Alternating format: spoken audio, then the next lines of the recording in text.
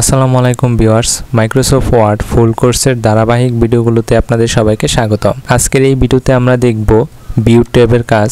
View ট্যাবের প্রত্যেকটি অপশনের কাজ আজকে দেখানোর চেষ্টা করব। তো চলুন ভিডিও শুরু করা যাক। প্রথমেই রয়েছে ভিউ ট্যাবের প্রিন্ট লেআউট। যদি আপনারা প্রিন্ট লেআউটে ক্লিক করেন তাহলে আপনারা যেই ডকুমেন্টটি প্রিন্ট করতে চাচ্ছেন সেই প্রিন্ট লেআউটটি দেখাবে, মানে এইরকমভাবে প্রিন্ট হবে। এরপর রয়েছে ফুল স্ক্রিন রিডিং। যদি ফুল স্ক্রিন রিডিংয়ে ক্লিক করেন তাহলে স্ক্রিনের মানে আমাদের এই ডিসপ্লের মনিটরের ডিসপ্লে সম্পূর্ণ এডিটিং অপশন চলে গিয়ে ফুল স্ক্রিন হয়ে যাবে। মানে একটি পেজ দেখেন, আমাদের এই A4 পেজটি, এই পেজে কি রয়েছে এবং পূর্ববর্তী পেজে কি রয়েছে সবগুলো কিন্তু এখানে ফুল স্ক্রিন রিডিং মোডে দেখাবে। এখান থেকে আপনারা আপনাদের ডকুমেন্ট দেখতে পারবেন এবং কোনো ভুল রয়েছে কিনা সেটি দেখতে পারবেন। যদি এখানে ক্লোজ দেন তাহলে ফুল স্ক্রিন রিডিং মোড চলে যাবে। এরপর রয়েছে ওয়েব লেআউট। যদি ওয়েব লেআউটে ক্লিক করেন তাহলে ওয়েবসাইটে কীরকমভাবে দেখাবে এই ডকুমেন্টটি সেটি এখানে দেখাবে। এটি হচ্ছে ওয়েব লেআউট, মানে ওয়েবসাইটে এরকমভাবে দেখাবে। এরপর রয়েছে ড্রাফটের মাধ্যমে আপনারা একটি ড্রাফট তৈরি করতে পারবেন, মানে প্রথমে কিছু লিখে নিতে পারবেন, এরপর এটি এডিট করে তাদের ডকুমেন্টে ফাইনাল এডিটিং করে নিতে পারবেন। এরপর রয়েছে রুলার। যদি রুলার ক্লিক করেন তাহলে রুলার শো করবে এবং যদি গ্রিড লাইন ক্লিক করেন তাহলে গ্রিড লাইন শো করবে। দেখেন এখানে গ্রিড লাইন শো করছে। নেভিগেশন পেন সিলেক্ট করেন তাহলে এখানে নেভিগেশন পেন সিলেক্ট করবে। এটি হচ্ছে শো অপশনের কাজ।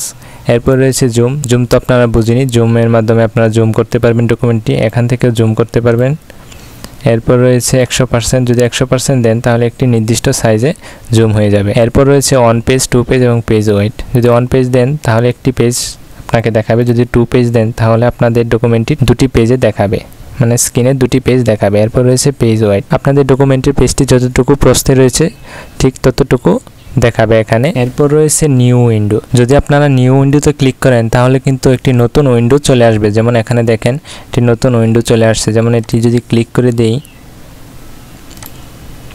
যেমন এটি আমাদের মেইন ডকুমেন্ট, এটি হচ্ছে আমাদের মেইন ডকুমেন্ট। যদি এখানে নিউ উইন্ডো দেই তাহলে দেখেন এখানে কিন্তু আরেকটি ডকুমেন্ট অ্যাড হয়ে গিয়েছে, এটি আমরা কেটে দিলাম। এরপর রয়েছে অ্যারেঞ্জ অল। যদি আপনারা অ্যারেঞ্জ অলে ক্লিক করেন তাহলে এখানে যদি আপনাদের দুটি ডকুমেন্ট নিয়ে আপনারা কাজ করেন, যেমন এখানে নিচে একটি ডকুমেন্ট দেখেন অ্যাড হয়ে গেছে এবং উপরে দেখেন আরেকটি ডকুমেন্ট অ্যাড হয়ে গেছে। এভাবে কিন্তু আপনারা দুটি ডকুমেন্ট নিয়ে একসাথে কাজ করতে পারবেন। এক ডকুমেন্ট থেকে আরেক ডকুমেন্টে তথ্য নিতে পারবেন এবং এডিট করতে পারবেন।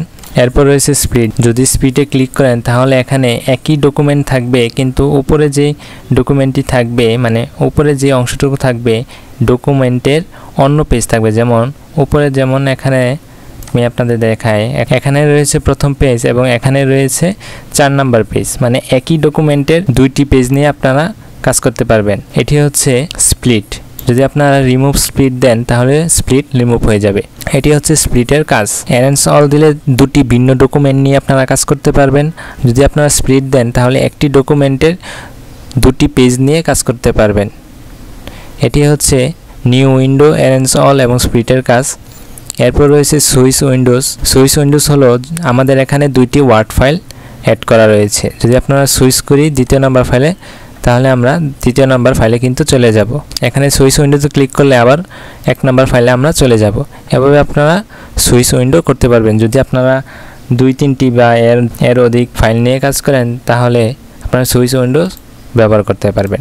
এরপর আমরা দেখব ম্যাক্রোস। ম্যাক্রোস কীভাবে ব্যবহার করতে হয় সেটি আজকে দেখব। ম্যাক্রোস হলো আমরা যখন একটি ওয়ার্ড বিভিন্ন ডিজাইন করি, বিভিন্ন অপশনের মাধ্যমে ডিজাইন করি, যেমন এই ওয়ার্ডটি যদি আমরা সিলেক্ট করে বোল্ড করি, ইটালিক করি এবং আন্ডারলাইন করি, এই 3টি কাজ করেছি। এই একইভাবে আমরা অন্যান্য যে কোনো ওয়ার্ড আমরা এই কাজটি করতে পারি। তাহলে কিন্তু আমাদের এই 3টি কাজ 3 বার করতে হবে। যদি আমরা এক ক্লিকে করতে চাই তাহলে আমরা ম্যাক্রোস ইউজ করতে পারি। যেমন এই ওয়ার্ডটি আমরা বিভিন্ন ডিজাইন করব। এই ওয়ার্ডটি সিলেক্ট করে রেকর্ড ম্যাক্রোতে ক্লিক করব। রেকর্ড ম্যাক্রোতে ক্লিক করার পর আমরা কিবোর্ড সিলেক্ট করব। এখানে আমরা যে কোনো দুটি কি দিব, যেমন কন্ট্রোল+K দিয়ে যদি আমি অ্যাসাইন দেই এবং ক্লোজ দিয়ে দিলাম, এরপর দেখেন এখানে কিন্তু ম্যাক্রো রেকর্ড হচ্ছে। এখান থেকে যদি আমরা বোল্ড করি, ইটালিক করি এবং আন্ডারলাইন করি, এই দেখেন এখানে কিন্তু এই 3টি অপশনের কাজ হয়ে গেছে। এটি আমরা এখন সেভ করব। সেভ করার জন্য ভিউ থেকে ম্যাক্রোসে ক্লিক করব এবং স্টপ রেকর্ডিং, মানে ম্যাক্রোস রেকর্ডিং স্টপ করে দিলাম। এটি হচ্ছে আমাদের ম্যাক্রোস। এরপর যদি আমরা এই ওয়ার্ডটি সিলেক্ট করে Ctrl+কে প্রেস করি তাহলে দেখেন এখানে কিন্তু 3টি কাজ এক ক্লিকেই হয়ে গেছে। এরপর আপনারা দেখেন যেমন এই ওয়ার্ডটি আমরা যেই ম্যাক্রোসটি আমরা রেকর্ড করেছি সেটি যদি আমি এই ওয়ার্ডের উপর অ্যাপ্লাই করতে চাই তাহলে যদি আমরা Ctrl+কে দেই তাহলে দেখেন কি হয়।